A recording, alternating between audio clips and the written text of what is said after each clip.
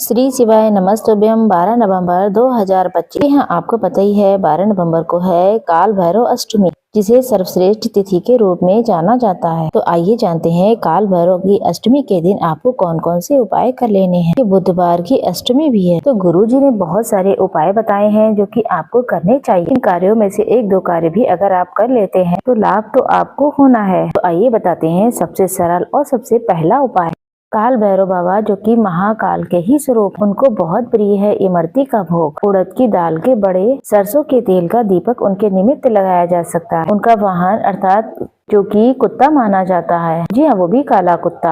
संभव हो जाए तो एक तरफ सिकी हुई रोटी बना लीजिए। जी हाँ, आपको तभी रोटी तवे पे डालेंगे, एक तरफ सेक लेंगे, एक तरफ ऐसे ही छोड़ देंगे। अगर किसी को संतान की दिक्कत है, कोई वैवाहिक दिक्कत है, मांगलिक दोष है या आपकी भी सेहत अच्छी नहीं रहती है, दिन की शुरुआत दवाइयों से हो, तो आप अवधूतेश्वर महादेव का नाम लेकर आपको जो भी शारीरिक आर्थिक मानसिक कष्ट जो है परेशान कर रहे हैं, उसका ध्यान स्मरण करते हुए एक रोटी को आधा सेके और एक तरफ ऐसे ही थोड़ा सा कच्चा छोड़ दें। रोटी में आप सभी लोग थोड़ा सा काला रोटी के ऊपर से छिटक दीजिए और सरसों का तेल उस पर लगा दीजिए। अगर कोई व्यक्ति हारी बीमारी से बहुत ज्यादा परेशान है, शारीरिक मानसिक दोष चल रहा है, आप काल भैरव बाबा का स्मरण करें, उस व्यक्ति के ऊपर से 21 बार उतारा कर लें। इसे ले जाकर के आप जो काला स्वान होता है उसको खिला दीजिए। अगर नहीं मिलता है तो आप जो भी मिले आप उसे खिला दीजिए। अगर आसपास कहीं भी कोई डॉगी नहीं है तो इस रोटी की छोटी छोटी टुकड़े कहीं चींटी चिड़ियों के लिए आप छोड़ दीजिए। ऐसी मान्यता है कि आज के दिन यानी कि काल भैरव की अष्टमी के दिन जो कोई अस्सी की रोटी, गेहूं की आटे की अस्सी की रोटी अपने ऊपर से उतारा करके शारीरिक मानसिक कष्ट जो भी है उस पीड़ा का ध्यान स्मरण करते हुए अगर स्वान को ये विशेष रोटी खिला देते हैं तो इससे काल भैरव बाबा प्रसन्न होते हैं। तो आपकी सभी शारीरिक मानसिक और आर्थिक जो भी बाधाएं हैं उन सभी पीड़ाओं का निदान हो जाता है। तो करके देखिएगा, आपको लाभ मिलने वाला है। तो ये बहुत अच्छा दिन है, इस दिन भाग्य परिवर्तन होना ही है। वैसे तो गुरुजी ने हर अष्टमी जो हर महीने में आती है उस पर एक उपाय कर ही लेना चाहिए आपको। ये कार्य हर अष्टमी पर किया जा सकता है।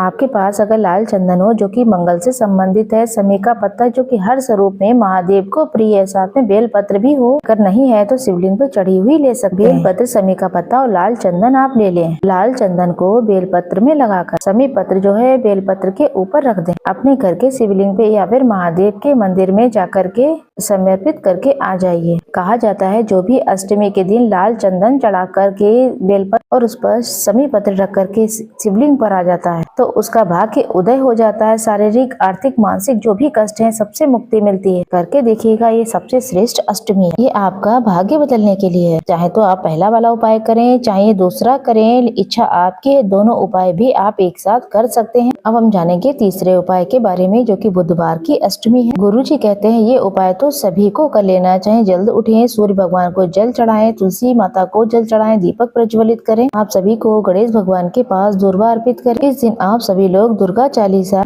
का स्मरण करें और दुर्गा माता की अगर आपके पास मूर्ति प्रतिमा है तो उनको भी आप भोग प्रसाद लगाएं, या आपके घर पर ही गणपति गजानन है तो उनको भी आप दुर्वा अर्पित करें। दुर्गा माता के मंदिर में लाल फूल, लाल चंदन, सुहाग की सामग्री अर्पित करें। चूड़ी, बिंदी, महावर जो भी आपसे बन पड़े वो सभी चीजें समर्पित करके आए और सुंदर भाव से महादेव की पूजा करें। कहा जाता है इस दिन शिवलिंग पर अगर उड़द की दाल समर्पित करते हैं, तांबे के लोटे से जल समर्पित करते हैं, साथ के साथ सुंदर तरीके से लाल चंदन से शिवलिंग का श्रृंगार करते हैं तो शारीरिक मानसिक आर्थिक सारे कष्ट खत्म हो जाते हैं। तो महादेव की पूजा करें। सामान्य तौर पर कर सकते हैं। काल भैरव बाबा का अगर मंदिर आसपास है तो बहुत अच्छी बात है, नहीं है तो अगर आपको काल भैरव भगवान का मंदिर मिल जाता है तो बहुत अच्छी बात है। अगर नहीं है तो आप महादेव के मंदिर में भी पूजा कर सकते हैं, वो भी उन्हीं का स्वरूप है। उनके सम्मुख चौमुखा दीपक प्रज्वलित करें। काल भैरव का ध्यान करके अगर घर में मंदिर में शिवलिंग है या मूर्ति प्रतिमा है तो आप इमरती का, उड़द की दाल का, काली चीजों का भोग लगाएं और उनकी प्रसन्नता के लिए महादेव के मंदिर में चौमुखा दीपक प्रज्वलित करें। तो इनमें से कोई ना कोई काम तो आपको जरूर कर लेना है। साथ ही बुधवार की अष्टमी है, उसका उपाय एक और है जो वो भी कर सकते हैं आप।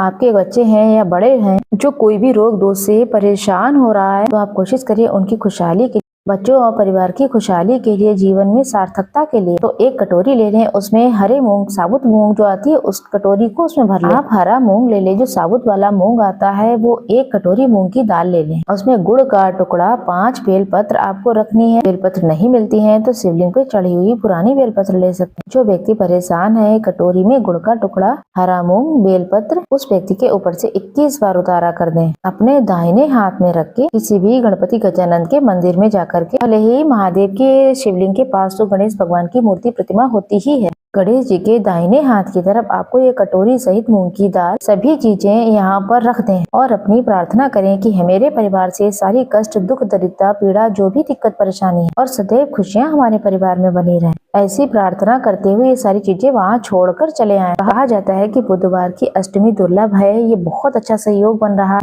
जो भी प्रिय श्रोता इस कार्य को कर लेते हैं तो निश्चित तौर पर वो एक महादान करते हैं और अपने घर की, अपने परिवार की सारी शंकाओं का निदान कर लेंगे। साथ के साथ इस दिन काल भैरव बाबा के सुंदर मंत्रों का जाप करें। ओम काल भैरवाय नमः और विधि विधान से महादेव की पूजा अर्चना करें। आपको लाभ मिलेगा। जय श्री राम।